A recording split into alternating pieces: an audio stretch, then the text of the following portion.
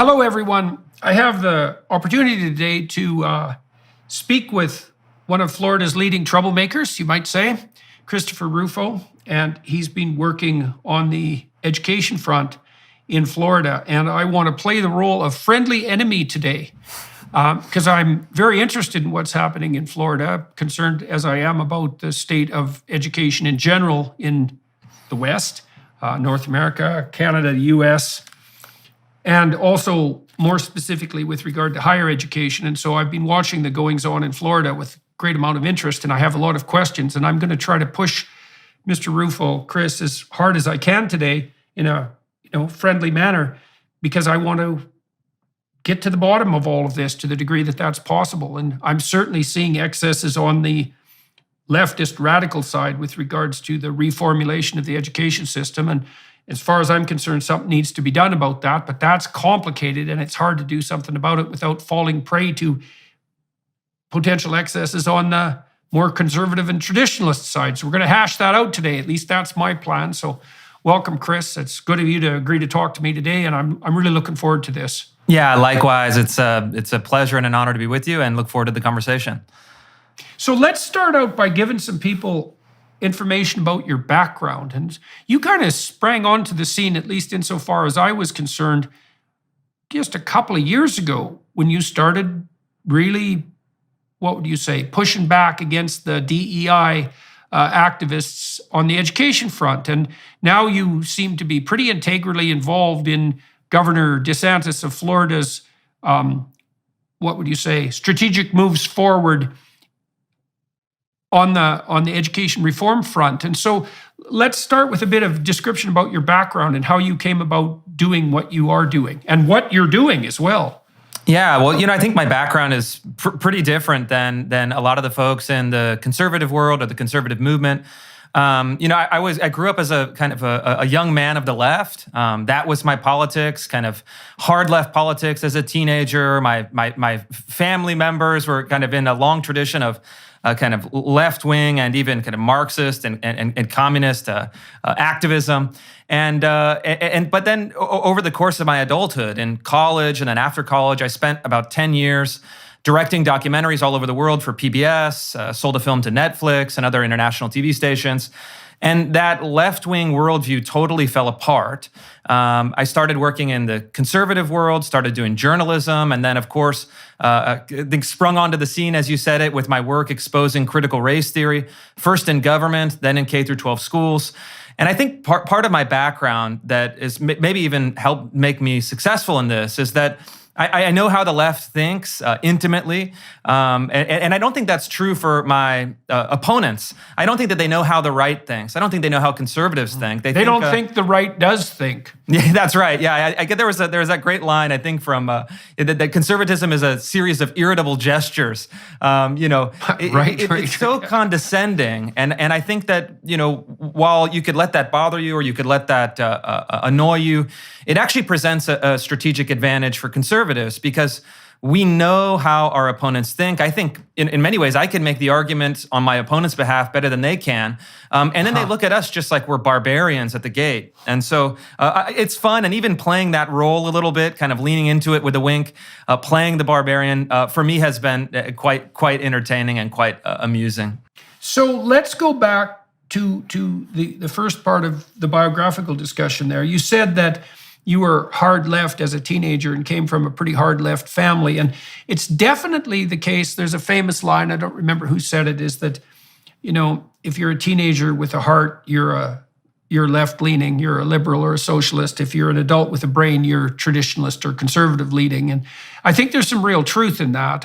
Also partly, and this has to do with your characterization of conservatism as a series of irritable gestures. One of the things that young people are looking for to orient themselves in the world is a cause that's noble that they can identify with. And it's really up to the community to provide that vision, which is part of their enculturation. And conservatives have done a dreadful job of that, I would say, and liberals as well, like the true liberals, not the leftist type. So when you were a kid, teenager, what do you think was specifically attractive to you, both personally and philosophically, about what was being offered to you on the left? Yeah, I mean, I think a lot of it is just a sense of heroism, a sense of drama, a sense of the romantic. You get all of the mythology of the left. You know, an aunt of mine gifted me a Che Guevara flag that I hung in my bedroom, and you have this kind of heroic image of the swashbuckling reformer pursuing social justice, holding the rich accountable, providing for the poor. And it is a very attractive narrative. I mean, there's no getting around that. It's a magnetic narrative. And the conservative narrative is really one of restraint, duty, obligation. And when you're 13, that's not exactly something that is going to inspire you. And at the same time, I think that I grew up in California, in Sacramento, and the kind of mythology around the University of Berkeley, the free speech movement, some of those great student moments at the time was also something that I gravitated towards. I remember as a teenager, my friends and I would go out and visit the campus at Berkeley and kind of be really kind of wide-eyed and amazed at the university culture. And so those were some of the things. And then, of course, my family members in Italy were kind of old school European working class Marxists. And so they would provide kind of long lectures when we would go back and visit, the thought of Lenin, the thought of Marx, the thought of Gramsci. They approached it from a theoretical basis that was, to me at the time, very attractive because it was putting an intellectual frame to politics. And so it engaged me mentally as well. And so it's an attractive So it was package. your first introduction to political theory, really. Well, so the other thing we could point out, too, is that there is a very real issue at stake here, a couple of very real issues. We're going to give the left its due. So the first issue is the pervasive reality of the unequal distribution of both talent and wealth. And so Marx famously noted that capital tended to accumulate in the hands of fewer and fewer people as time went on. Now, the cataclysmic mistake that Marx made, one of many, was to assume that there was something unique about capitalism in the production of inequality. And there's much more thorough work done now on all sorts of theoretical fronts, ranging from physics to economics, demonstrating that proclivity of resource, let's say, or even substance for that matter, to be unequally distributed is extremely pervasive. And so, for example, it is the case that most of the world's capital is in the hands of a relatively few people. But it's also the case that most of the world's water flows through a very small number of rivers, and that most of the world's population lives in a very small number of cities, and that very few planets have almost all the planetary mass. And that also applies to stars. It applies to your blood vessels as well. A very small proportion of your blood vessels have the largest volume of flow. That's called a Pareto distribution, and Pareto distributions tend to characterize a certain proportion of natural systems. And so this proclivity for inequality to emerge is real, and the danger that capital will accumulate in the hands of a very small number of people is also real. But number one, it can't be attributed to capitalism, because every economic system that humans have ever employed produces a Pareto distribution. Now, but the problem there is that if you're a young person and maybe you're looking for a romantic adventure and you see inequality, it's going to grate on you emotionally, because who the hell is happy about the fact that there are disenfranchised street people, and then also people who are even perhaps, with a street person, you might say, well, you've made some bad life choices, but what do you say about poverty-stricken children, especially when they're poverty-stricken in the face of wealth? And so the idea that you're fighting on behalf of the oppressed is a pretty attractive proposition for a young person, even if they're not ideologically addled, right? And it's also a reality that makes conservatives guilty when they're faced with the moral onslaught of leftist activists, because, well, inequality is a painful reality. And the truth of the matter is we really don't know what to do about it. It's a very difficult problem to solve. And it's a complex, the solutions are complex.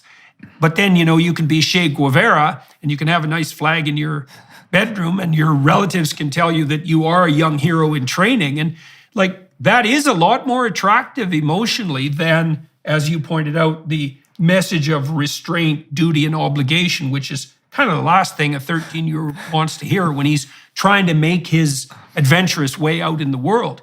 This is a very big problem.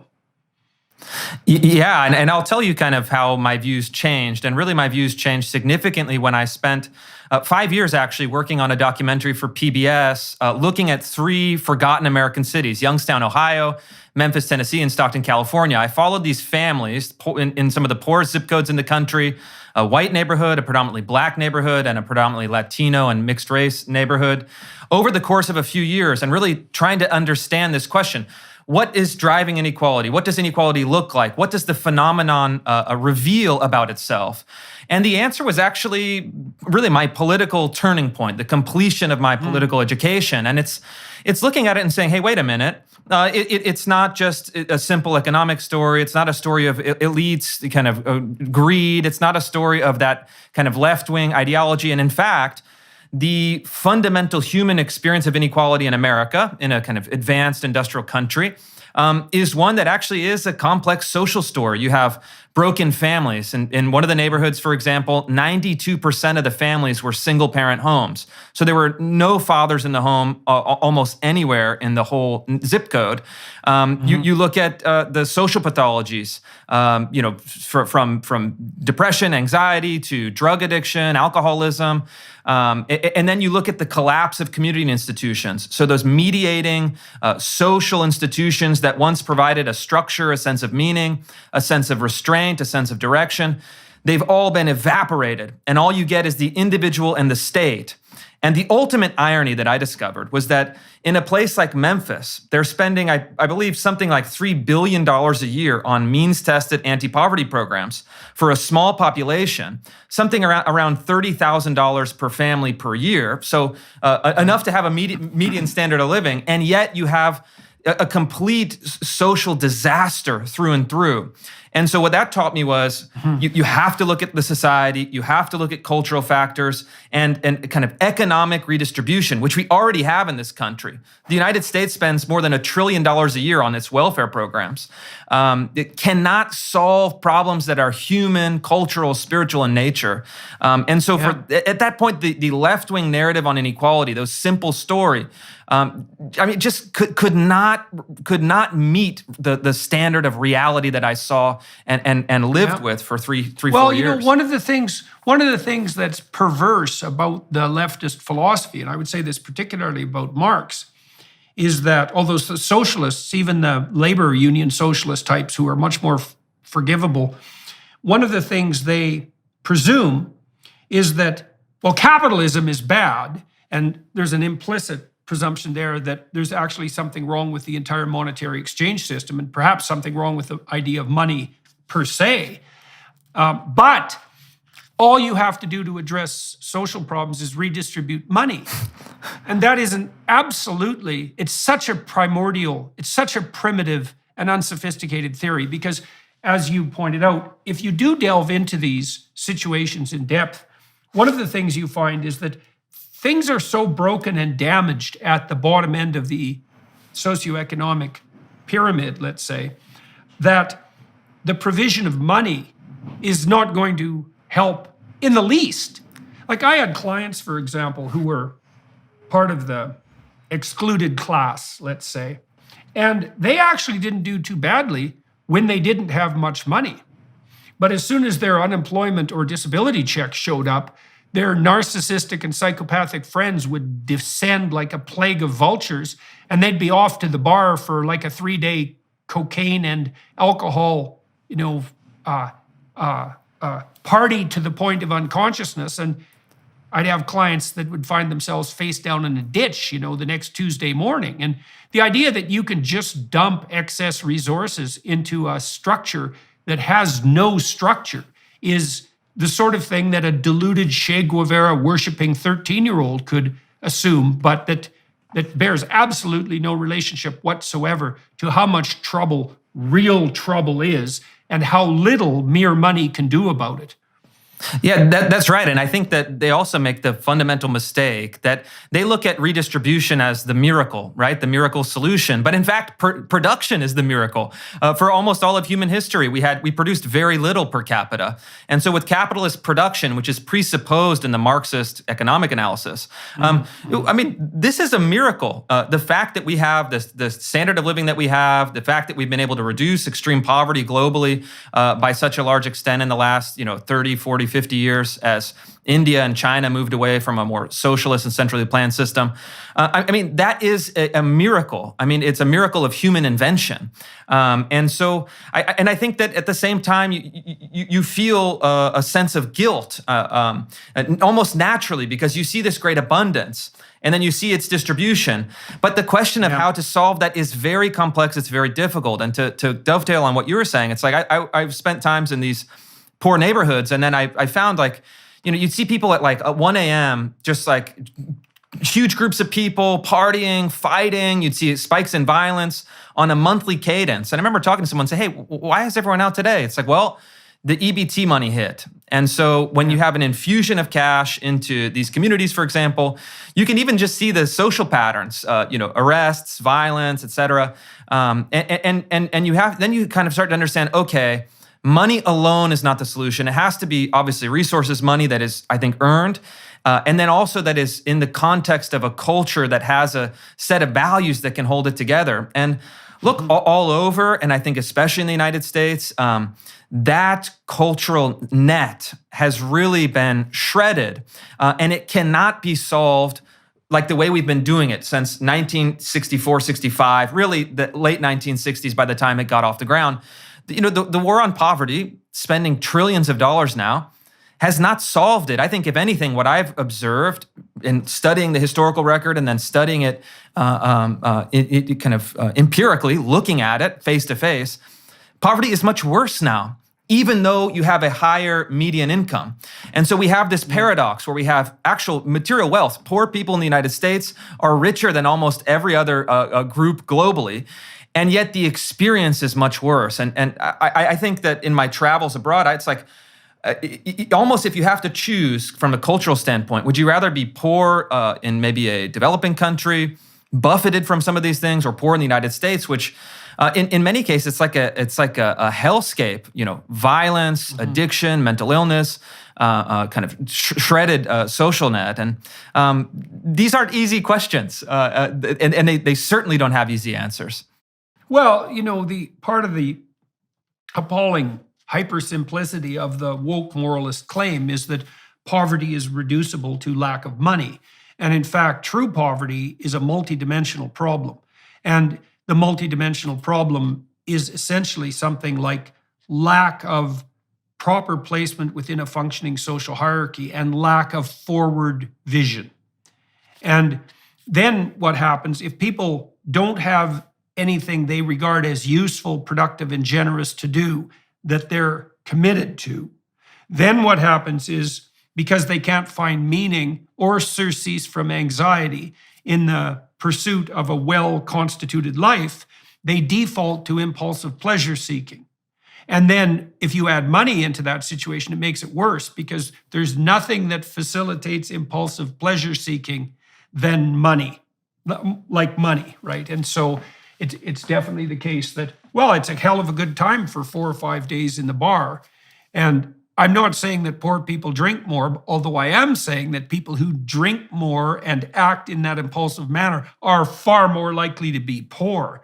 And so there's also causal, bidirectional causality constantly at work in a manner that, this is also what makes me, a manner that belies the leftist claims. This is also one of the things that makes me very skeptical about the moral certainty that the leftists, who are hypothetically on the side of the poor, bring to the table with regard to arguments all the time. It's like, well, this unidimensional sympathy you have, and this insistence that all of this complex problem can be reduced to, let's say, the greed of the capitalist overlords, might do wonders for you and your ego, allowing you to parade as, this year's incarnation of the spirit of Che Guevara, who is a murderous punk, by the way. But it does nothing for the people who you are attempting to hypothetically help, except make their lives a hell of a lot more miserable. But you get to feel good about it. So that's a small price to pay, all things considered. All right, so that all broke for you when you were working for NPR. Yeah. You started to see. So now, did you actually start moving in more, say, classic liberal or conservative circles at that point? I mean, you must kind of been at a loss for a while, given that your worldview had come under assault under the brutal lessons of reality. Yeah, exactly. And these are documentaries for PBS, and I was kind of moving to the center, moving to the right. I went through kind of a libertarian phase, even to my own embarrassment now. And my politics shifted, and I could just feel it, that my relationships with colleagues were starting to fray. People were whispering, I think Rufo's maybe a conservative now, very concerned about me. And then there was a kind of moment where I had to make a decision. Am I going to engage in politics? Am I going to say what I think is true? Am I going to face the consequences? And, ultimately I said, look, I was kind of turning 30, and I said, it's either now or never. I'm going to kind of come out. I'm going to stake my claim. I burned all of my relationships in the documentary world. I lost funders. I had people who had worked for me as contractors for years tell me that they couldn't work with me anymore. And so the documentary world was just a total dead end. I mean, that was when? What year was that? Oh, this was probably like 2015, 2016 when it started to change. So right at the kind of the Trump years. Nobody can shun like a what would you call it, a burned leftist. I mean, look, I've tried to maintain a relatively balanced view of the excesses on both sides of the political spectrum. But one thing I have clearly experienced repeatedly is that the left will shun and exclude to a degree that's almost unknown on the right. I've never had anyone on the right that I've talked to refuse to talk to a hypothetical guest, for example. And I've had people on the left, they just do that all the time. And I don't get that exactly. I think maybe it has to do with the association in personality between agreeableness and leftist proclivity. So the socialist types, the lefties, are technically more agreeable. And I think maybe among agreeable people, if you don't go along with the agreeable game, you're much more likely to be categorized as a predator. And I think it's also partly an institutional question. So something like PBS, something like the art world, something like the cultural world, certainly also the academic world, these are artificial economies, right? They're propped up by the state. They're propped up by philanthropic funding. There are a limited number of spots. It's highly competitive. It's a lot of people that are very credentialed, very intelligent. And they have to find strategies to fight it out for these limited resources. They see them as zero-sum games. Whereas in corporations or entrepreneurship, which are traditionally more kind of conservative or free market, the idea is, well, we can create a company with 2 people and grow it to 100,000 people. There's a sense of expansion. There's a sense of possibility. Okay, well, that's a good theory. So you think if you view what you're doing as a zero-sum game, there's always a rationale for exclusion. Of course, yeah, and you're trying to move up a hierarchy, and it's not competence that's rewarded, it's not economic productivity that's rewarded. In all of these places, it's not even really an economic question anymore. And so you can critique Marx. I think that's good and fine and true. But the real change on the left, and I think this plays into both what we were talking about previously and this question, is that they've moved from a unit of analysis or a basis of analysis of economics, a material basis, to a metaphysical basis on identity. And that's very unstable. Oh, yeah. I mean, it's so unstable. And then you have games that are not played on, hey, let's kind of advocate for wages or working conditions or cash redistribution.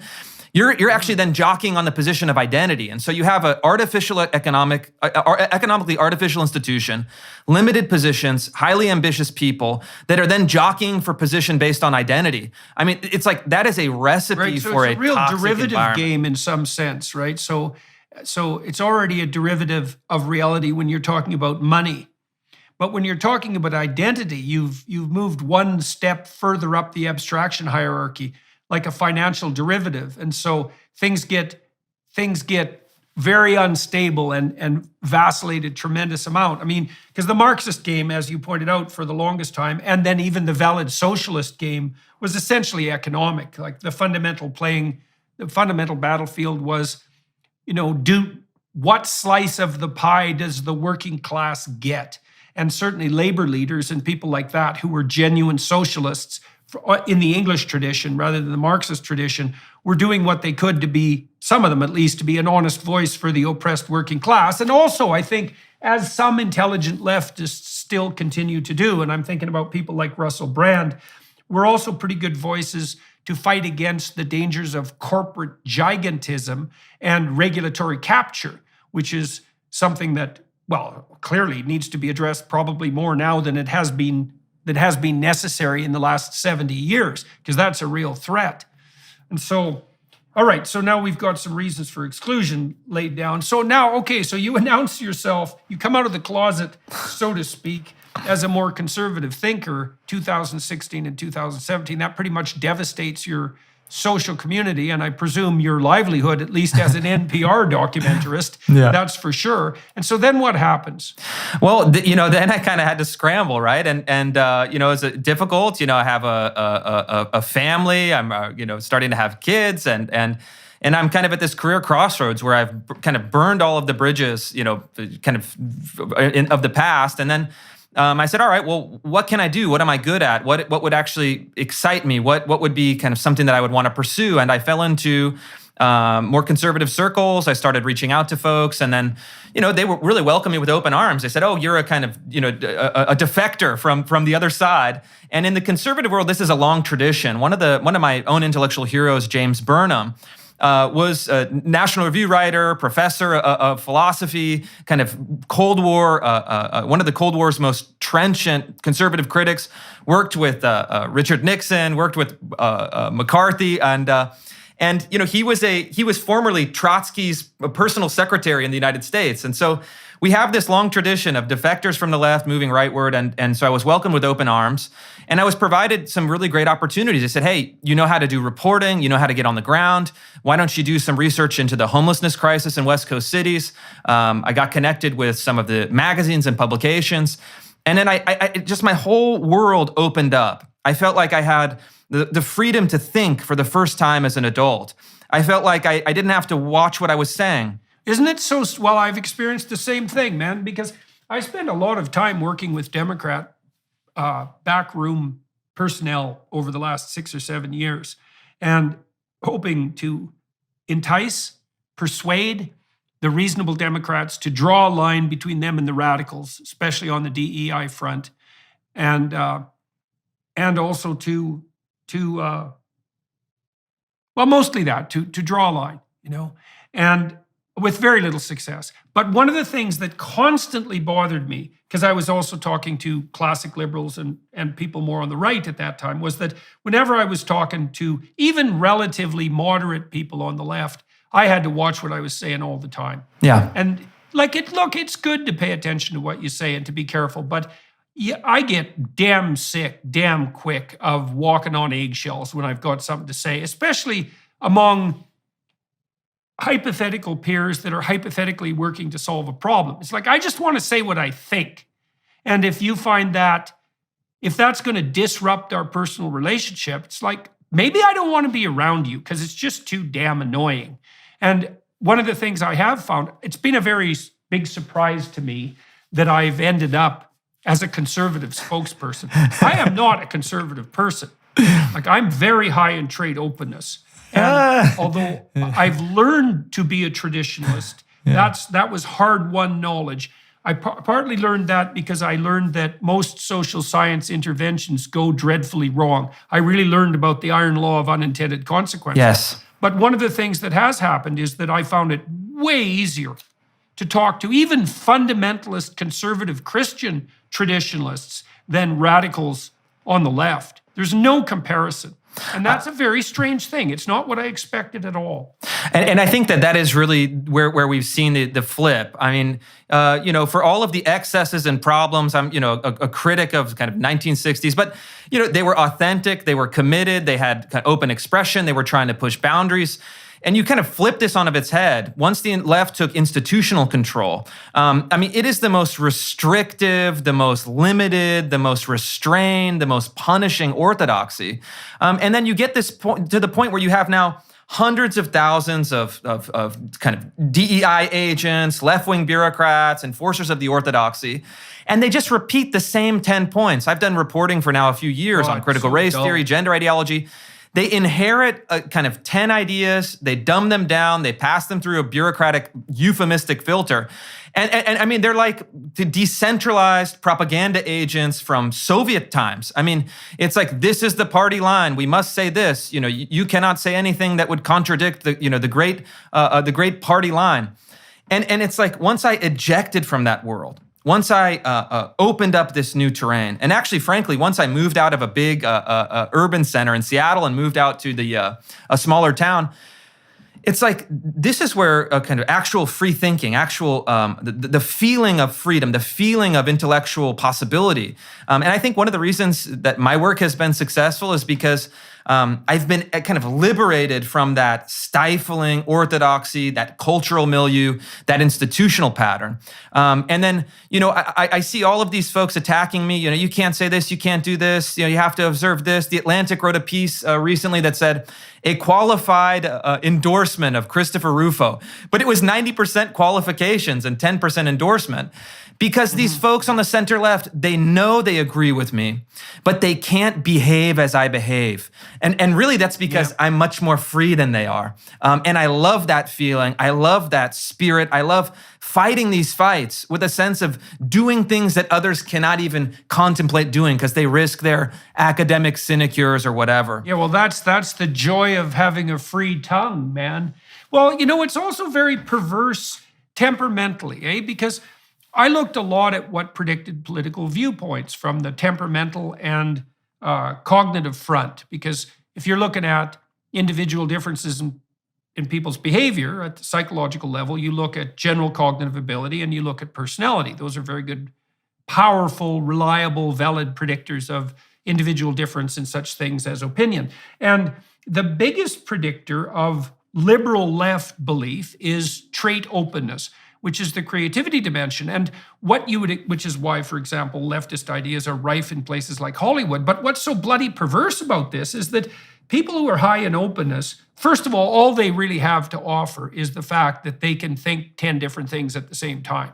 That freedom of movement, that's especially true with regards to artists. That's all they have. And then what you see on the left is this stifling orthodoxy that makes art dull and predictable, that reduces everything to these 10 axioms, and that seems to fly completely in the face of what open people, creative people, would truly want. And so I'm still puzzling through that. I can't understand yet. See, it's partly that the open people don't want barriers to information flow. And so when they see conservatives putting up barriers of any type, even barriers of category, that destabilizes them because the open types capitalize on free information flow. But perversely, that rejection of the boundaries that conservatives put up has led to a situation where, well, you didn't want any boundaries, and now all you've got are boundaries around what you can say and think and do.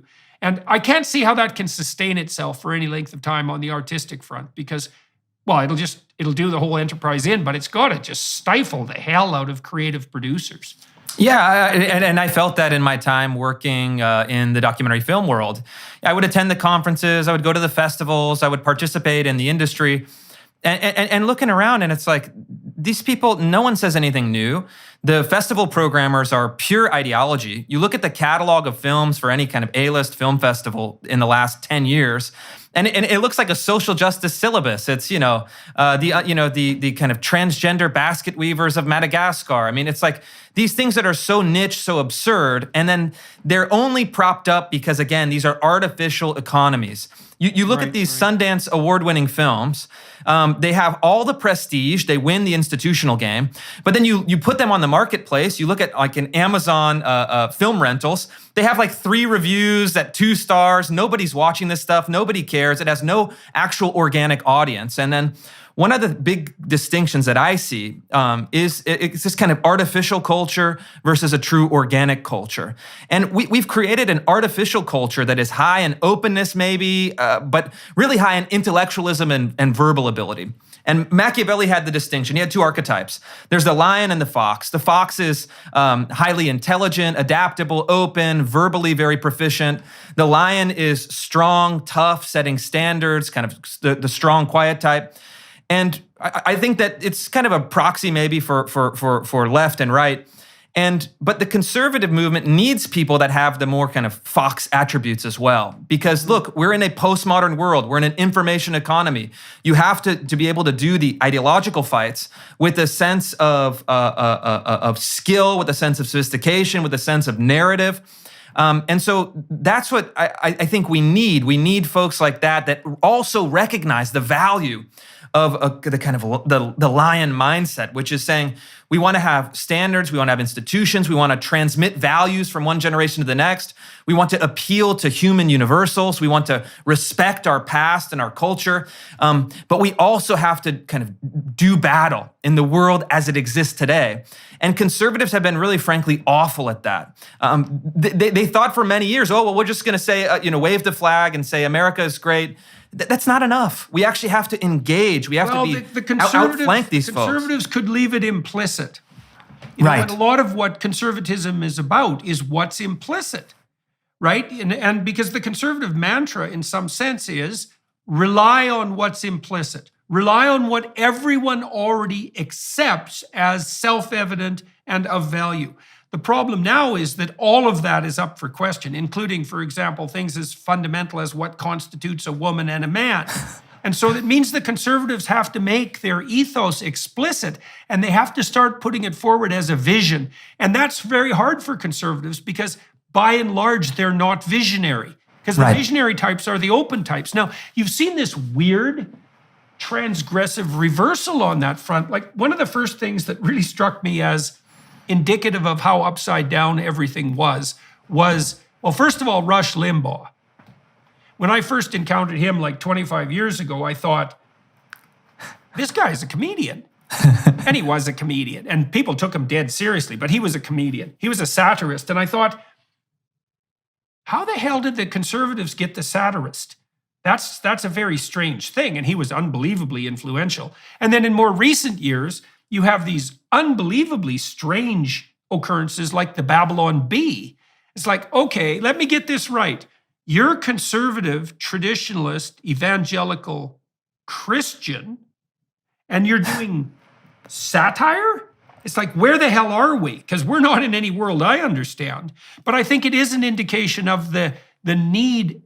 Well, and you see the Daily Wire Plus doing something like this too, right? They're starting to get interested in the cultural milieu, which is not the normal place that conservatives play, because that's where the artists are, and they tend to be on the left. And so this is calling for a real radical reshaping, even of how we conceptualize the political landscape at as level as fundamental as that of temperament itself. It's true, but at the same time, I think that Aristophanes, the Greek satirist, Greek humorist, was a conservative, right? He was making fun of the kind of very abstract folks. He was making fun of the philosophers of the time, kind of lampooning them. So there is a tradition, but I think since the 1960s, we've become so used to this idea that art can only be left-wing, free speech can only be left-wing, freedom can only be a left-wing value. But it's really not the case historically, and I think it's certainly not the case now. Actually, they've taken all of those values and they've folded them in on themselves. And so we have this euphemistic culture, whether it's a kind of left-wing conception of freedom or left-wing conception of diversity and inclusion. You can go on down the line and you say, hey, wait a minute. You're not actually meaning what you say you mean. All of these things have to be lampooned, they have to be exposed, they have to be ridiculed. And that's why I think something like the Babylon Bee is successful. I think you have more comedians, actually the kind of most exciting and dynamic comedians of our time may not be conservatives, but they're certainly lampooning that kind of left-wing orthodoxy. And so we're seeing the shift now, and it's because the left has institutional control. Look, government agencies, universities, K through 12 schools, prestige media organizations. if you understand the culture, and I think I've documented this in my reporting over the last few years, this is pure left-wing ideology. It's the kind of identity politics. It's, the Angela Davis style of activism. It's kind of the critical theory style of assessing society from Marcuse and others. This is the establishment. And so as the kind of anti-establishment became the establishment, really with the baby boomer generation, we live in a new world. And conservatives, unfortunately, still act like, the world is run by, the guys sitting around the country club table. That's not true at all. The world is run by, the PBS employees, the NPR employees, the New York Times employees. Berkeley graduates. Berkeley grads. And look, I know these folks. I have a good relationship with a lot of people in left-wing media, which is surprising to folks. But I've worked with them. They've come to visit me at my home. They've done profiles, et cetera. I've talked to them on the phone for stories. A lot of these folks actually agree with us. They probably don't agree with my style. They don't agree with my approach. They probably think it's a little bit barbarian, my level of aggression and assertiveness. And they'll tell me, behind the scenes, behind closed doors, say, I think you're right. I think this stuff is crazy. It's gone too far. I certainly wouldn't want my kids to be indoctrinated in this. But I can't say anything because I have, my position at the newspaper. I have my position in academia. I'm coward is really the fundamental issue there. I think that's right. I say that with all due respect. Look, I had a lot of clients who had to reorganize their lives because they were being tyrannized, and they had to strategize about how to regain control of their tongue and their life. But the idea that I agree with you, but I just can't say anything, it's like, what do you mean just can't? It's like you're sacrificing your soul on a day-to-day basis. And the fact that 5% of the population who's like truly radically activist can control the whole damn show on the left because the 90% of people who have some sense won't say anything is not an excuse by any stretch of the imagination for their behavior. And I know you're not making that excuse. Let's segue a bit here, shall we, perhaps, and start talking about your foray into the domain of critical race theory. The first thing we might want to do is let's play around with some definitions. What do you think? And this will get us more into the political discussion I want to have with you too. Critical race theory is a very difficult, what would you say, set of concepts to nail down. And I've kind of characterized that whole general domain, me and others obviously, as a pastiche of postmodernism and Marxism.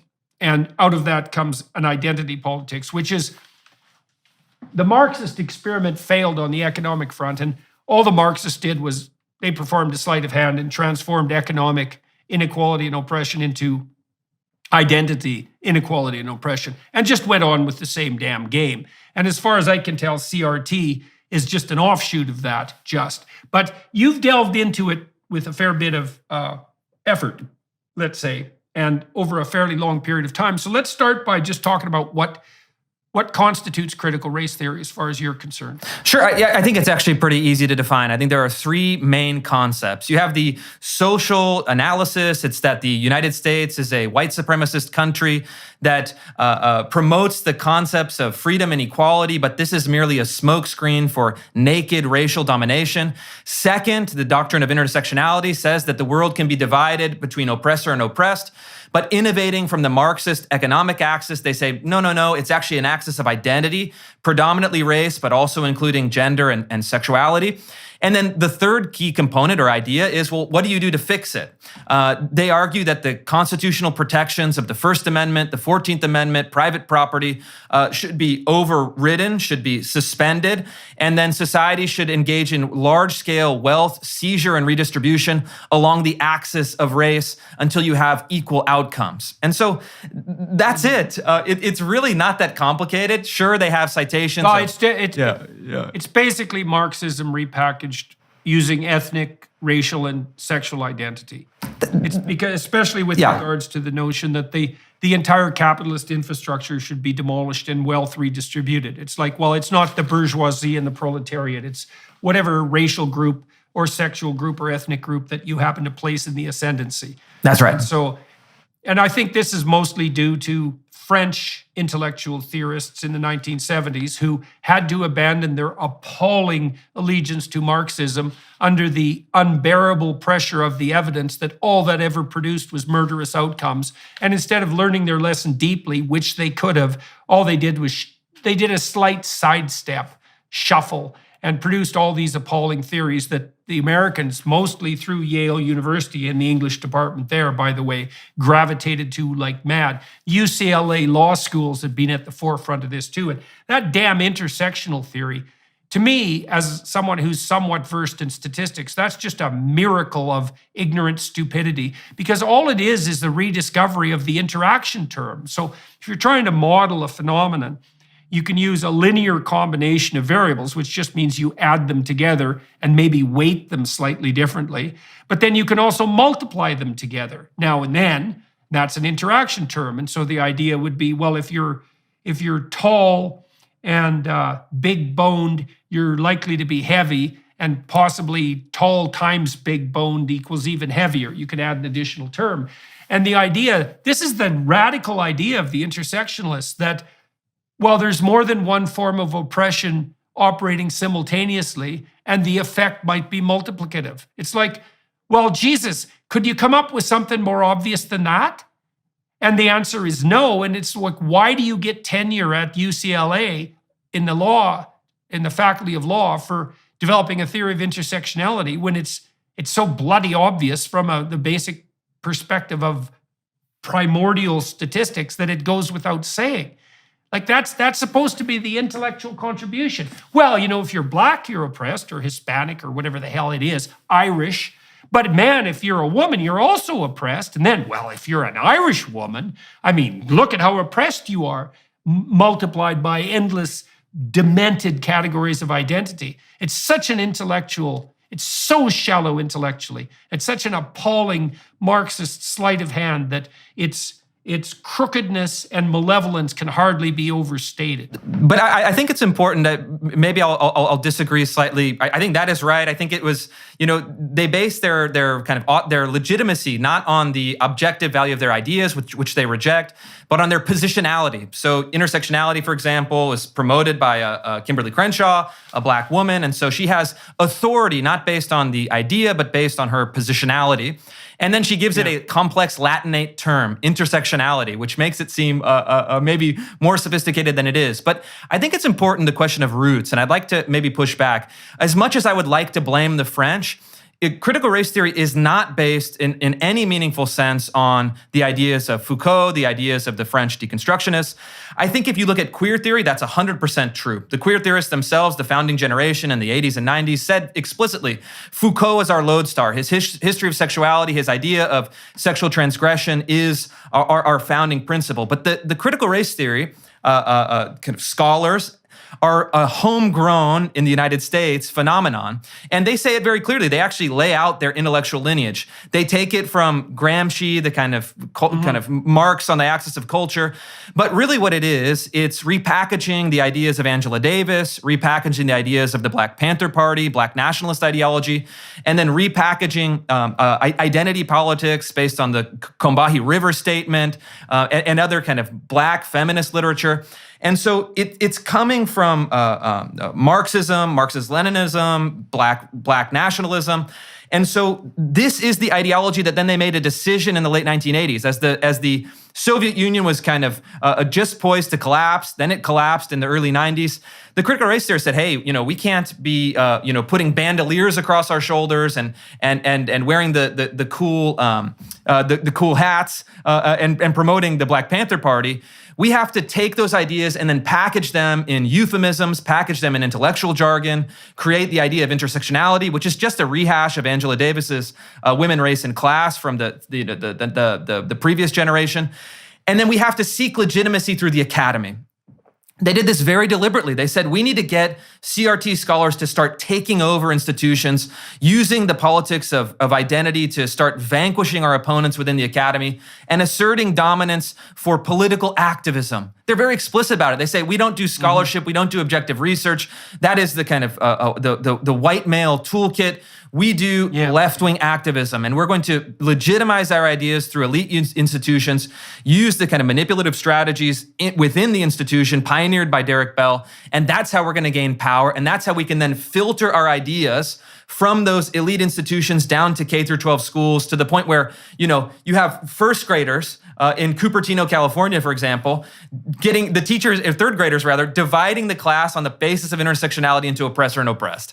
I mean, they did it, and that's how the kind of power maneuvering worked. So I would say in relationship to your intellectual history, so we could put Marx at the bottom in some ways, although not only Marx, and we could have the French deconstructionists emerge out of that, and then the Gramsci tradition emerge out of that too, as somewhat separate streams. And the case you're making is that the CRT stream is more properly identified with the Gramsci sort of theorists, and that seems to me perfectly reasonable. I still think that what we're facing on the culture war front is a pastiche of postmodernism and Marxism. And but there's certainly no reason for us to, either further that conversation or to disagree. So let's talk about Derek Bell for a minute. Now, do you want to point out some of his signal contributions to this entire mess? Yeah, Derek Bell is a fascinating guy. I did an entire section in a book that I'm writing that's going to come out this summer with HarperCollins on Derek Bell. And he's actually a pretty compelling biographical figure.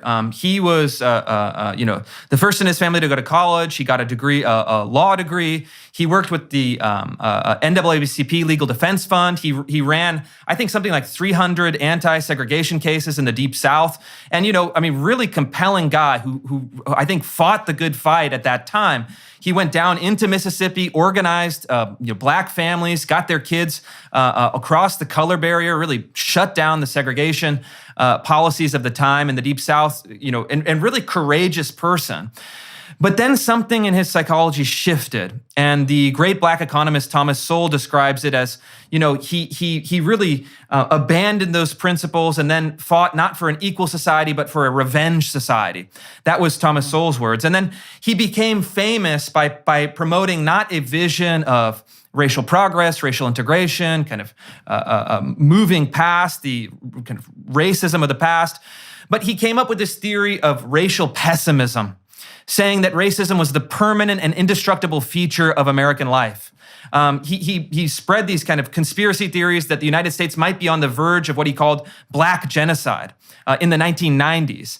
And then he became famous from this. And so the incentive structure that fed Derek Bell's, academic career, really from the 90s to his death in the around 2010, 2012, was that he was the kind of doomsayer. He said there could be no progress. It was all an illusion. The 14th Amendment, the Constitution, the Civil Rights Act, the Emancipation Proclamation, all of that talks a good game, but it's really a myth to uphold, white supremacy.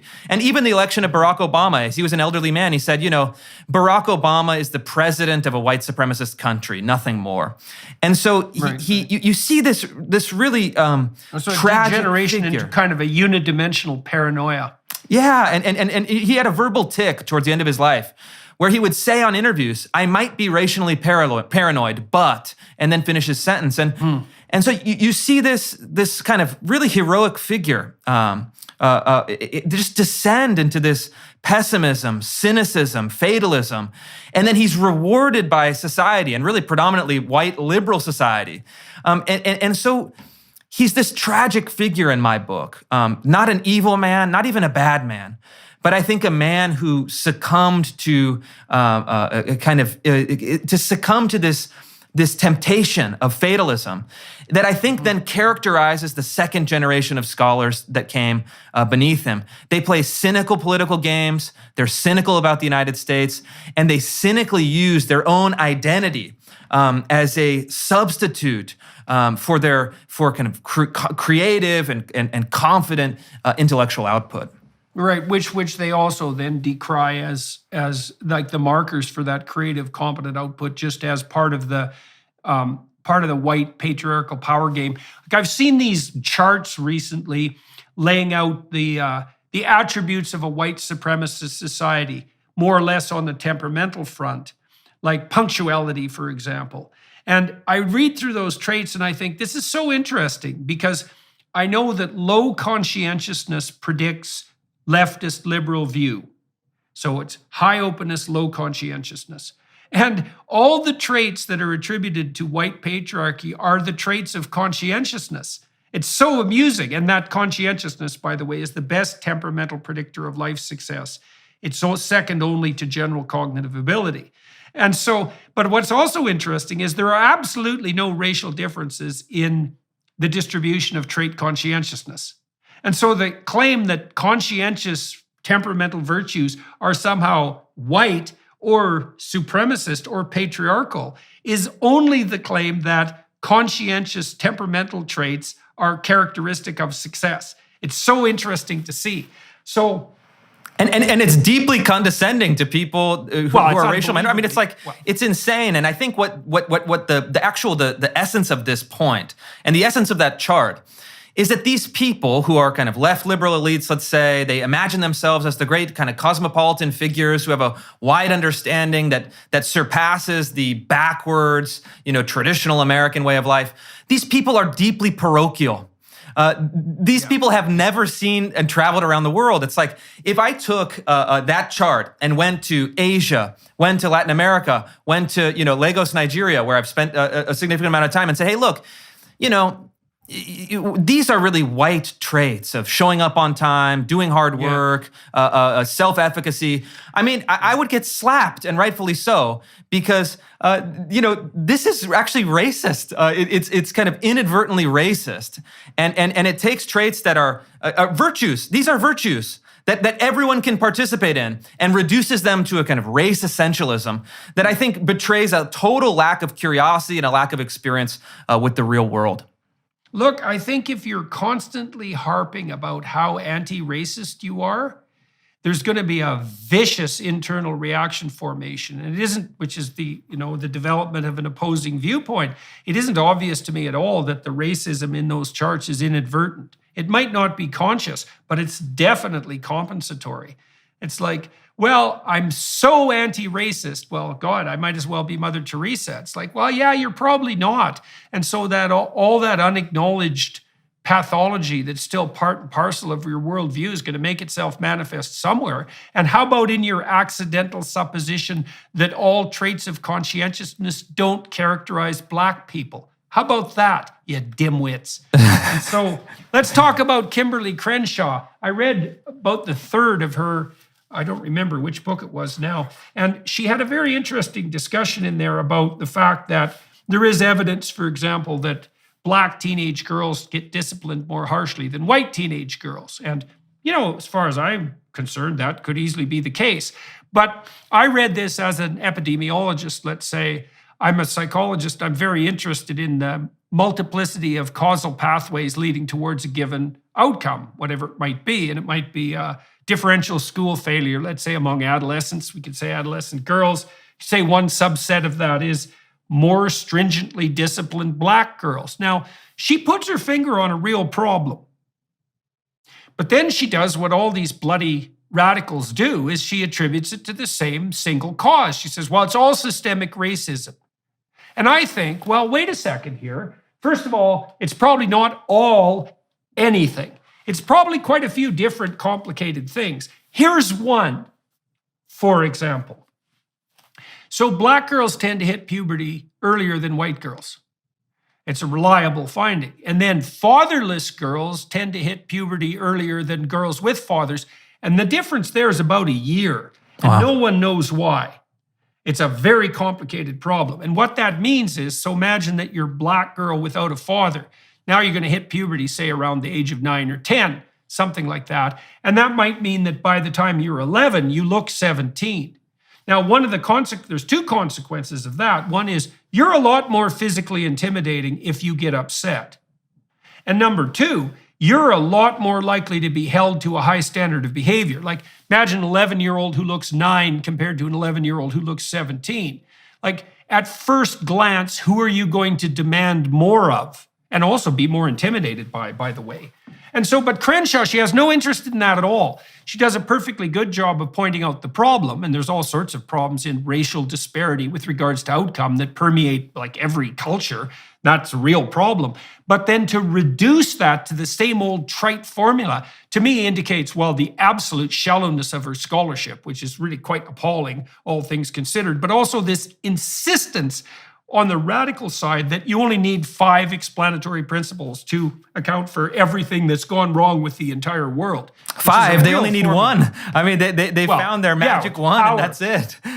Yeah. It's basically the assumption that power governs every human relationship. And Yeah, the question is appalling. not, even the language overrepresented and underrepresented is so misleading because it assumes that every distribution is going to be proportionate to the percentage in the population.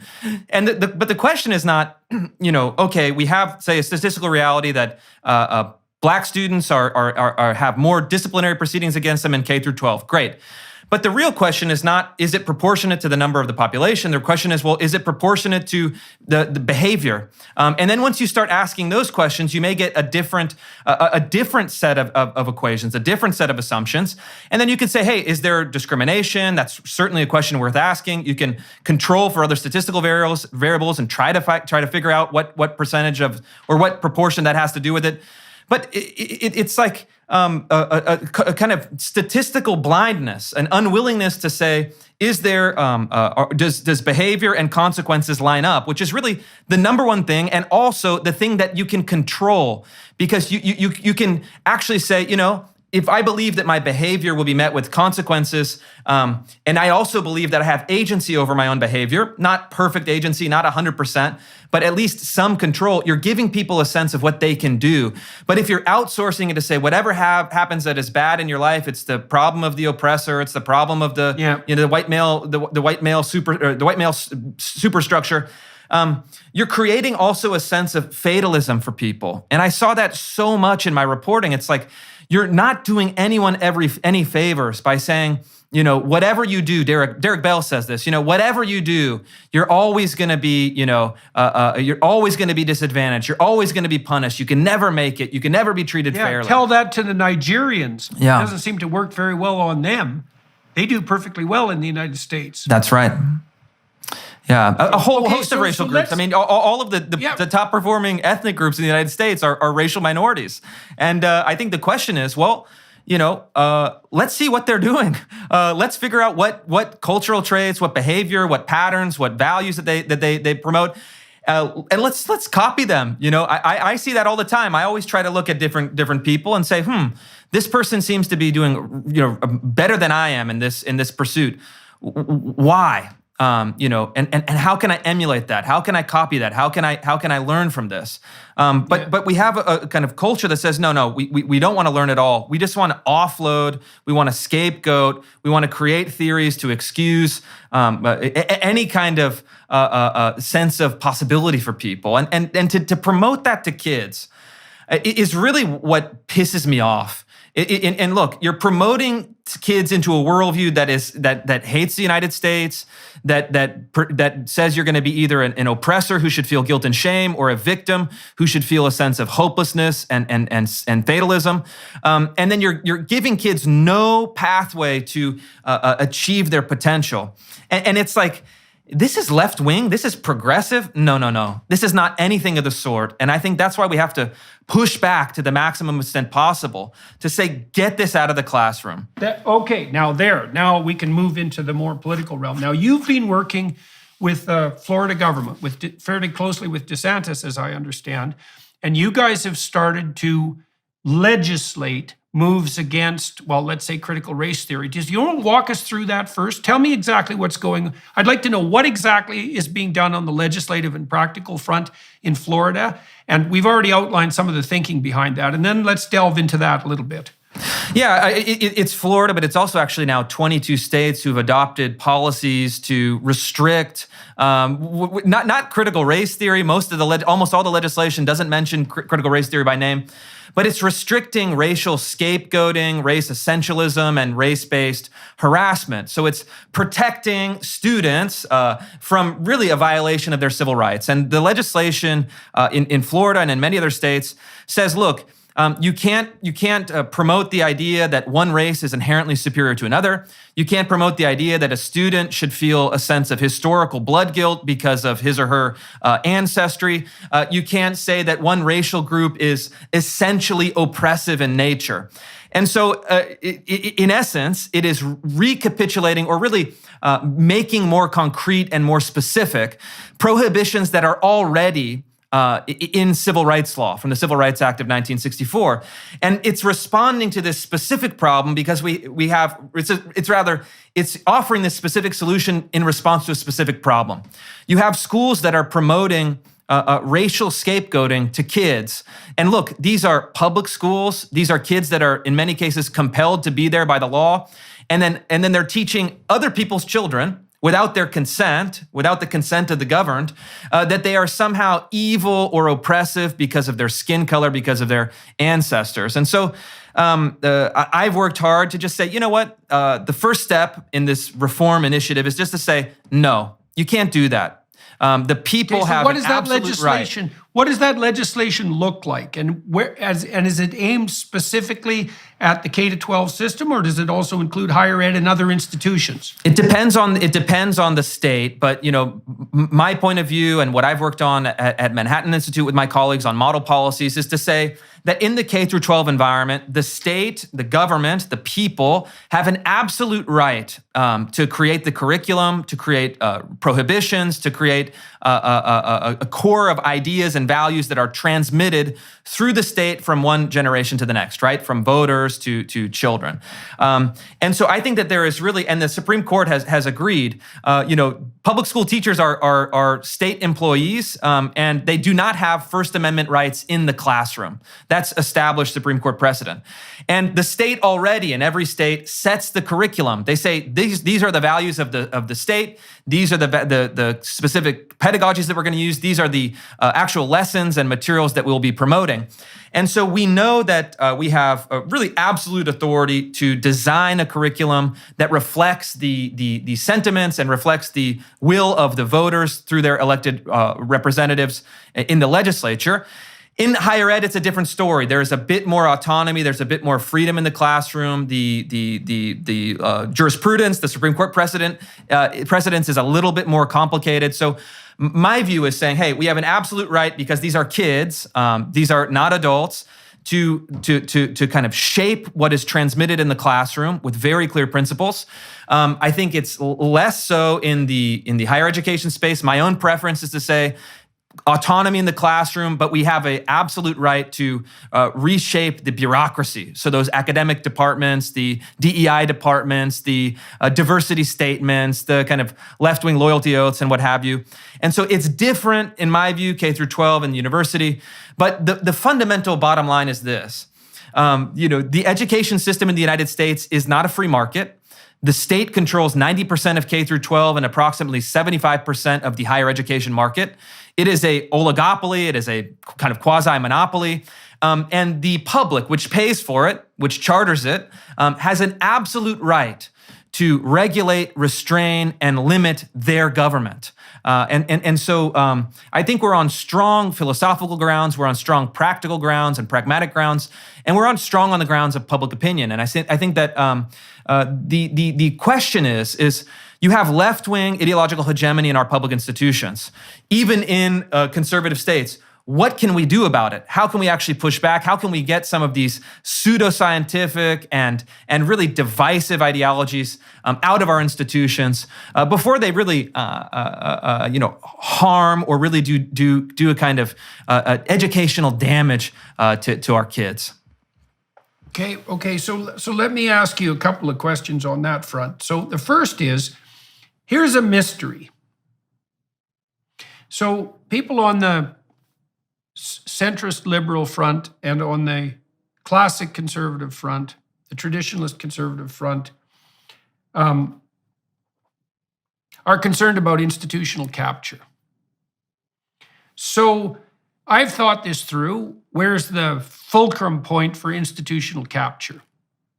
And as far as I can tell, given that 50% of the typical state's budget is spent on education, The leverage point is capture of the education system. And then you might ask, well, because that's 50% of all the money that's spent at the state level. Then you might ask, well, who's captured the education spending? And the answer is, well, teachers and administrators that are associated with the public education system. Then you might ask, well, who's captured them?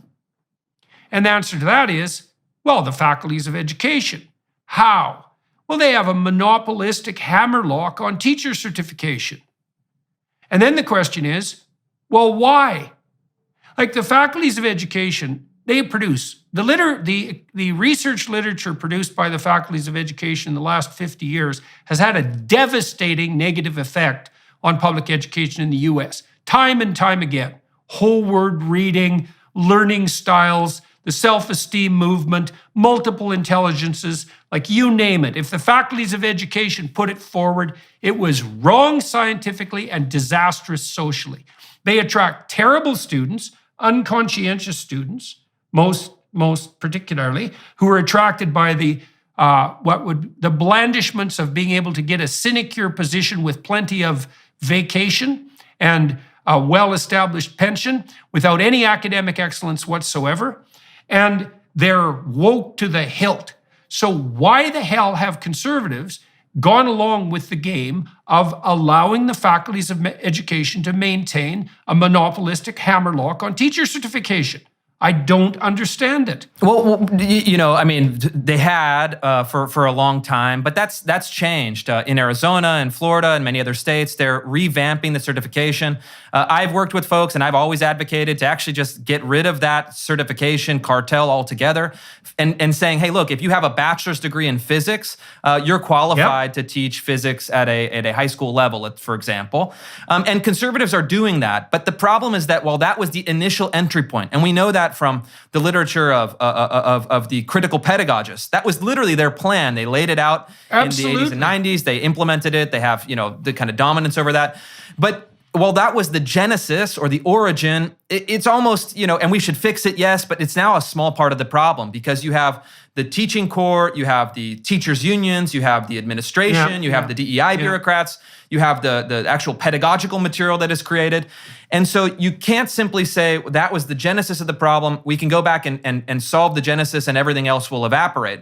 You now have a multiplicity of kind of, the locus is not singular anymore of the problem. And so we actually have to do a lot more. And the biggest problem though, even worse than the capture of the ed schools, is that these are centralized bureaucracies that are in theory accountable to the democratic votes of the people. Legislatures actually have oversight. The big problem is that legislators have really done nothing, and they've let these bureaucracies move anti-democratically to install this ideology. Look, none of the legislators in red states said we want to have mandatory DEI departments in all of our K through 12 schools. None of them voted for critical race theory in the curriculum. None of them voted for radical gender theory in Florida, in Tennessee, in Texas. But the activists within the state sector moved against the democratic will of the people, without the consent of the governed, and installed them through a bureaucratic infiltration, let's say. And so if that is the status quo, and I think it's undoubtedly it is, I've done the reporting, it's been documented over and over, that's the actual question. Well, what do you do about that? You have a bureaucracy that has now gone totally rogue. It has overstepped its autonomy. It has totally transgressed the values of the public. It has acted without the consent of the legislature.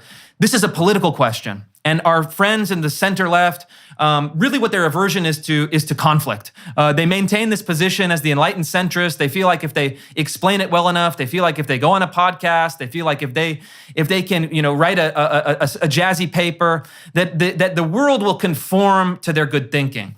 That's never how it works. You have people that their livelihoods now, hundreds of thousands of people, depends on pushing this ideology within the public institutions. And so the question is, what do you do in that case? And the kind of classical liberal solution is a dodge, because what it does is it avoids the political nature of the question. These are government institutions. These are institutions that are created and funded by taxpayers and that are under the regulatory power of the legislature. And so the legislature that has abdicated is now starting to move in, I think, through my work, through Governor DeSantis, through other state legislators. They're now moving in to say, hey, wait a minute, we've let this go rogue for too long. We need to actually say, these are political questions, and they by nature, by their very nature, by their essential nature, will require political solutions, not merely the kind of light touch, approach of people who think that signing a letter, an open letter, is going to get the job done. Mm-hmm. Okay, so let me push back as hard as I can against that. Because Please. I do want to get to the bottom of this as much as possible.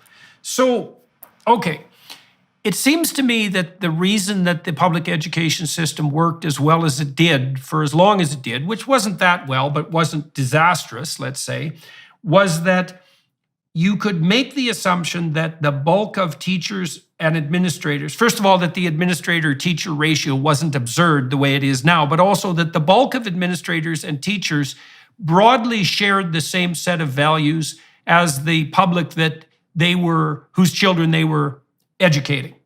And so the reason the system worked is because that shared value system actually was in place, not because legislatures had insisted that the teachers teach something that was in keeping with the standards that obtained in the general public. And now, like your claim, and I'm not disputing the claim at all, is that the system has tilted insanely far to the left, and that it's no longer in sync with general public sentiment, and that the solution to that is intervention at the legislative level.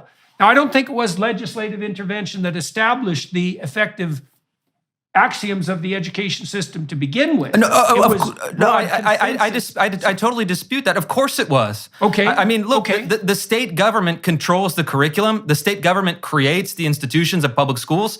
I mean, it's like the actual curricular material, yes, it was consonant with the cultural values of the majority at the time.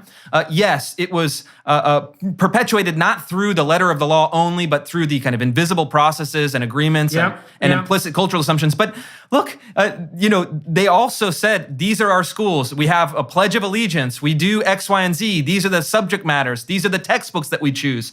And so we had a kind of agreement with the legislative and then the implicit cultural. But you cannot deny that these were all initially legislative creations. I mean, legislators spent a lot of their time. School boards, again, these are elected kind of mini legislatures for school districts. They choose the textbook. They choose the lesson plan. They choose the start time. Every decision that they make politically, which is, again, the ultimate authority over the public schools since they were created, is a political decision. Right, but it does rest on that concordance. And look, again, I take very little issue with anything that you just claimed. I think the central concern that has been bothering me is the concordance issue. Like, it isn't obvious, and this is also why I was concerned more about eradicating the teacher certification hammerlock by the faculties of education, is that unless, like, it's very hard to legislate morality, even within a system. So, for example, and maybe we can walk through exactly how you're doing that. Like, if there are legislative means, for example, to reduce the DEI bureaucracy, how exactly is that going to play out? Like, how do you identify the DEI proponents? I mean, some of them are going to have it in their name, but lots of them aren't. I don't understand how this is going to be implemented at the level of detail. And how do you know that the players here aren't just going to shift the terminology on you? Sure, I can get into that, but I think that the presupposition there is that you're saying that it's hard to legislate morality. But that's absurd. It has always been in the Western tradition. The law sets the moral rules. I mean, that's going from a kind of biblical basis to the founding fathers of the United States. They said that the function of law is to establish, of course, limited government, but also to establish a moral framework in which citizens can then live out their lives. And the founding fathers were clear. They said that the purpose of government, the purpose of law, is to allow people to pursue happiness, not meaning a libertarian vision of happiness, not license to do whatever they want, but as George Washington said, happiness and virtue, they go together. The Aristotelian idea of virtue and happiness in the American founding was deeply united. And so the purpose of law is to say, don't kill, don't steal, don't do this. Those interdictions are essentially moral prohibitions to establish a moral framework. But to the specific question is really a technical question. How do you define DEI departments? Yeah. You know, look, with Manhattan Institute, I worked with a team of very smart lawyers from Harvard and Yale and other places. We put together a model policy that does exactly that. Part of it is actually delineating what it is, but really what it is saying these are the behaviors that we do not permit. The government can no longer spend money on diversity statements, which function as left-wing loyalty oaths. The government can no longer spend money on mandatory diversity training, which functions as ideological indoctrination. The government can no longer tip the scales on the basis of identity, so it can't discriminate for or against individuals on the basis of their group identity. And then the government can no longer spend money on these specific principles, behaviors, and actions that constitute diversity, equity, and inclusion. And so the lawyers spent a lot of time figuring out specifically what the transgression is. All right, well, what do we not want? What actions are we seeing? And yeah, they can relabel, they can move, but ultimately we get past that linguistic shell game. The left loves to change the terminology at a quick rate because their ideas underneath them are unpopular. Their actions are unpopular. Their policies are unpopular. So we actually don't operate at the level of just the linguistic shell.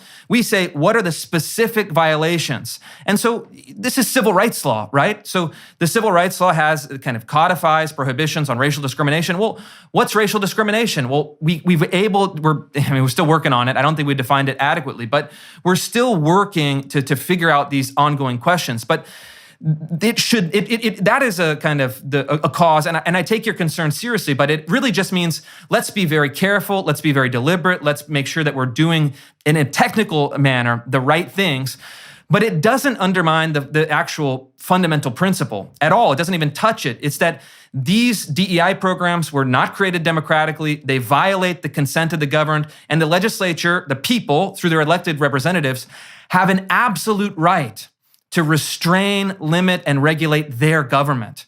And so, sure, we can debate the details. If we can get the lawyers in on it. You've answered one of my concerns quite effectively, I would say, because what I was concerned about, I think, primarily was, well, the potential misuse of government intervention in systems that should be granted a certain amount of autonomy, because you can see how that would go wrong. But more particularly, I was concerned that the definitional framework used to address concerns with DEI and CRT would remain at the level of abstraction and therefore become too amorphous and loose. Like if you've actually nailed it down to much more specific exemplars of behavior and action, then you've actually differentiated the problem down to the appropriate micro level of analysis. Yes. Do you have any evidence that what you've been putting forward, how are you going to measure the success or failure of your legislative venture? Well, I think that we'll ultimately measure the success or failure on can we get these things through the legislature? Can the bill that emerges and gets signed by governors around the country is it faithful to the vision that we've put out in our policy papers?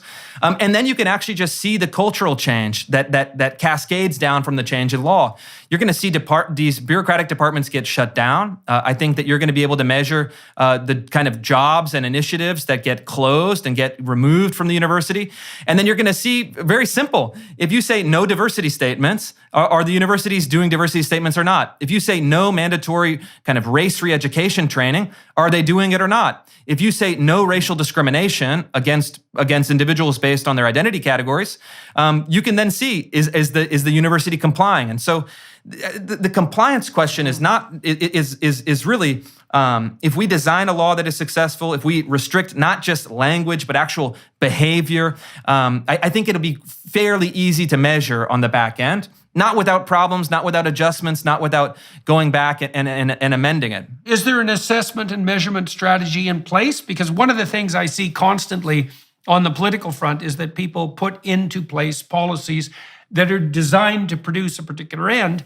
In your case, for example, let's say reduction in number of bureaucrats who are employed by the DEI or DIE bureaucracy, but that there's never any real attempt to measure that to see if the implemented policies produce their intended action and very little else, let's say. Yeah, yes, I mean, for sure. And what I've proposed at New College of Florida, where I'm now a trustee on the board of trustees, is that I'm moving to abolish the Diversity, Equity, and Inclusion Office, to kind of just phase that out entirely, to adopt these principles against diversity statements, coercive training programs, racial discrimination. And then I'm also moving to create a very small office, doesn't need to be huge, but a department or an office of equality, merit, and colorblindness that says these are our positive principles. We're going to actually have embedded in the law of the institution and the regulatory code of the institution. We have to promote equality, so equal treatment as individuals. We have to promote merit, judging people not on the basis of identity, but on their rigor of scholarship or effectiveness or competence. And we have to have colorblindness throughout the university and all of our processes. And so by creating this small office, I think at new colleges, a small could be just one person, maybe two people tops. We can then have reports to the Board of Trustees on a regular basis. We can have investigations as necessary. We can have compliance and regulatory rules to say, hey, look, are we living up to our values? Not just of abolishing DEI, that's the first step, but actually presenting a framework of equality, merit, and colorblindness, consonant with civil rights law, consonant with the 14th Amendment, consonant with the spirit of the Declaration of Independence. And that's going to be the values by which we govern this institution. And we're going to have, of course, because it's a bureaucracy, some level of compliance so that I get a report at the end of every quarter, every year as a trustee. Hey, this is where we're doing a good job. This is where we might be falling short. This is an update on how we're complying with these principles. So there are guidelines set forward by the American Psychological Association with regard to the assessment of merit. So people who are hiring are compelled by law, particularly in the US, to hire using measurement techniques that are demonstrably related to the job outcome desired. And so there's actually technical ways of going about that. And I know this literature quite well. So you have to do a job analysis, which is, well, exactly what are the functions that are required for someone in this position. So for example, for a researcher, it might be papers published per year in journals above a certain threshold of quality, combined with number of courses taught, combined with ratings by students and peers of the quality of those courses. Then you can establish a set of predictors that predict that outcome. So for example, for researchers, it would be, well, if you want good scientific researchers, one of the best things to analyze in a potential candidate for employment is number of publications co-authored or authored as a graduate student during PhD training. That would be research dossier. Then there'd be a statistical relationship between the number of papers published in graduate school and the eventual number of papers published as a full-fledged researcher. And that's actually a technical definition of merit. And so then merit-based hiring would use would use measures of behavioral and perhaps temperamental factors that were tightly tied statistically to the desired outcome. That's a technical definition of merit. Do you think that you have people in place who know the measurement literature well enough to actually come up with a definition of what constitutes merit that doesn't merely fall prey, let's say, to the same semantic ambiguity that you might fall prey to if you were trying to abolish CRT rather than these behavioral indicators that we talked about? Yeah, of course. I'm very confident because look, academics are very smart. Academics are intelligent people. If you set the standard, hey, we need to actually work on the objective categories of merit. This is the rubric. This is how we judge candidates. This is the process. It's certainly within realm of possibility, and we know that because that's how it used to be. But how it is now, and I'm just finishing up doing a series of reports on these programs in Florida's public universities. I analyzed a document from the University of Central Florida. It's called equity-based hiring or inclusive-based hiring. And they say specifically, merit is a, quote, myth. They say it's a harmful heuristic. They say you can't be measuring people on merit. It's actually an oppressive structure. And then in their documentation, officially, they say you have to measure people, you have to recruit people on the basis of identity. You have to filter people on the basis of diversity statements, so loyalty oaths to left-wing ideology. You have to pepper the job descriptions with social justice buzzwords like race, equity, social justice, etc. And then at the end of the process, you have to have a quota of at least one woman and one minority on the final selection for the job. And if you can't get that race and sex quota, you have to scrap the hiring process and start at the beginning. and they have then guidance on the metrics that they want to hit. And so we have to choose as the public, as the ultimate authority over public institutions. We have to choose. Do you want a hiring system based on identity quotas and political litmus tests? Or do you want to have a hiring system based on excellence of scholarship and demonstrable merit? And look, people are smart, they're adaptable. If you set the standard, they'll figure out ways to meet it. But right now, we have the worst of both worlds. We have officially in our law anti-discrimination, but unofficially, the de facto law of our institutions is explicit and purposeful race and sex discrimination in service of left-wing ideology. And so we have a very clear problem. We actually have what is really at heart a violation of the very basic social compact that defines our democratic institutions. I mean, John Locke would his head would explode if he saw what's happening. You say this is a violation of our basic constitutional structure, and the centrist position, which is we can't do anything. Don't get the legislature involved. The government should not interfere with the government, is such an abdication that it actually enables tyranny.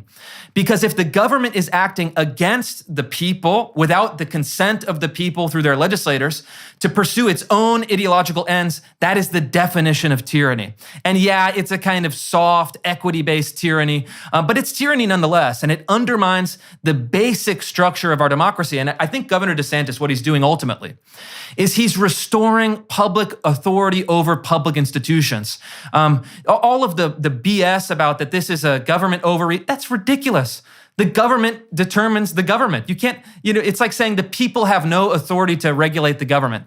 I mean, it's so tyrannical. It's so totalitarian. It's like the DeSantis move at heart, the actual substantive core of it, is reinvigorating the democratic structures, reinvigorating legislative oversight over public institutions, and giving the people a voice in the constitution of the institutions that teach their children. I mean, if we cannot have that,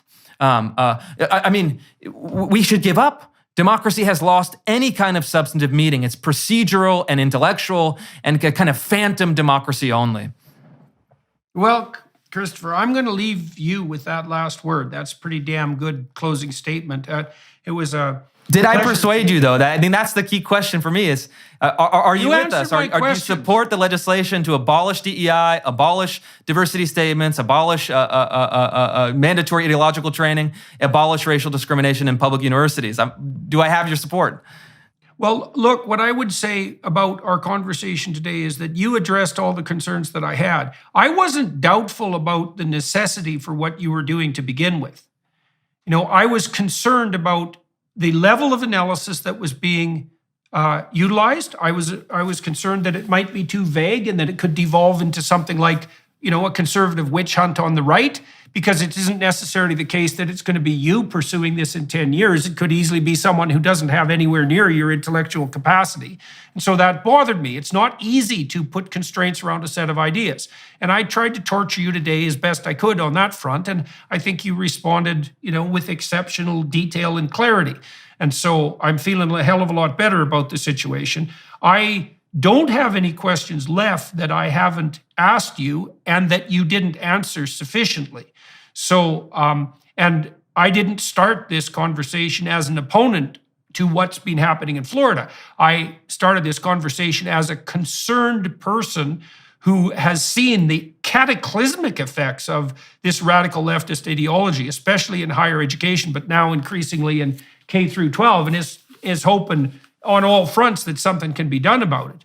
And so I'm much more, what would you say, convinced, much more reassured that you and the people who are doing this have thought this through to the proper level of detail. So, and if I have other questions that pop up, and no doubt there will be some, then I'll be more than happy to, let those be known. I'd like to think about what I'm doing in this conversation as a benevolent critic, because this is so important to get this right that I don't want to see anybody slip up. And you guys are taking very forthright action, and hopefully there aren't any snakes lurking under the carpet, right? Because I'm always looking for snakes lurking under the carpet. And so far, in this conversation today, you haven't revealed any new snakes. So that's pretty much how I look at that situation. So look, we should wrap this up. We've gone for a requisite 90 minutes, and like I said, you made a pretty damn compelling closing statement there. I appreciate very much you taking the time to walk through this with me today, and for you to share what you've been doing, so forthrightly with everybody who's listening and watching. I'm sure there'll be plenty of people paying careful attention, especially parents who should particularly pay attention to this conversation, who are, interested in what's happening in Florida and elsewhere, but also leery about it. And so my suspicions are they're going to feel a lot more confident about this attempt to restructure than they might have before the conversation. So that's probably a success on your front. I guess we'll see what the public commentary is like. So I'd like to thank you very much for agreeing to talk to me today. To everybody who's watching and listening on the YouTube and its associated platforms, thanks for your time and attention. To the Daily Wire Plus people for facilitating this conversation, that's much appreciated. Film crew here in Tulsa, because that's where I am today, who made this possible without any technical flaw or screw up. That's always much appreciated. And Chris, we're going to move over to the Daily Wire Plus platform now, and I'm going to spend half an hour with you talking more autobiographically. I'm interested in getting into a little bit more detail about how your intellectual interests developed across time. And I'm thanks again for agreeing to talk to me. It was a pleasure getting to know you a bit more.